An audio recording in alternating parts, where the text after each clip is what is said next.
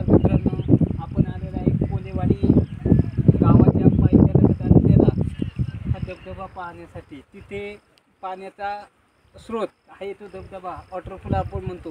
ते आता पावसाने दडी मारल्यामुळे तो पाण्याचा धबधबा थोडा कमी झाला आहे. आणि ज्यावेळेस भरपूर पाऊस असतो त्यावेळेस सातत्याने त्या क्षेत्रात पाऊस पडत असतो.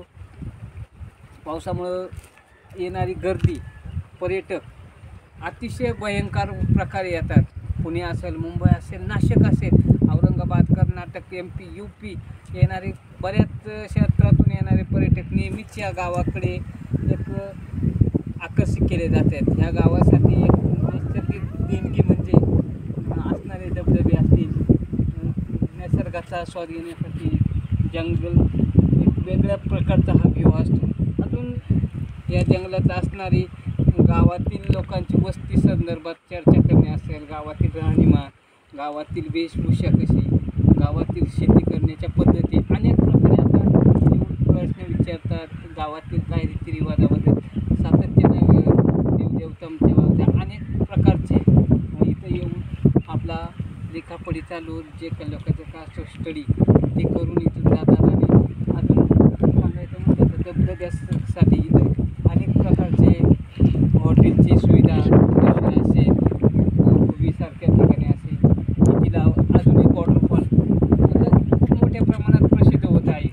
टपोरी वॉटरफॉल असेल, पश्चिमेस असलेला नागेश्वर टेम्पल असेल, हरिश्चंद्रगड असेल, आदराई जंगल ट्रेक, काल वॉटरफॉल असेल, जुन्नर येथील शिवनेरी असेल, असे बरेच. आणि जुन्नर तालुक्यात पाच धरणं आहेत आणि गडकिल्ले सांगाल तेवढं कमी. अनेक प्रकारे आपल्याला घेऊन जाता येत आहे तिथपर्यंत. सातत्याने आज पावसाळ्यात मारल्यामुळे आपल्याला कुठंतरी उघडझाप दिसल्यामुळे आपल्याला अनेक प्रकारची आपले जी पक्षी असतील, वेगवेगळे आवाज वनस्पती, काही आयुर्वेदिक असतात, काही अशा अनेक प्रकारचे असतात. या धबधब्यांना थोडा कमी पाणी असल्यामुळे थोडी पर्यटकांनी विश्रांती घेतली.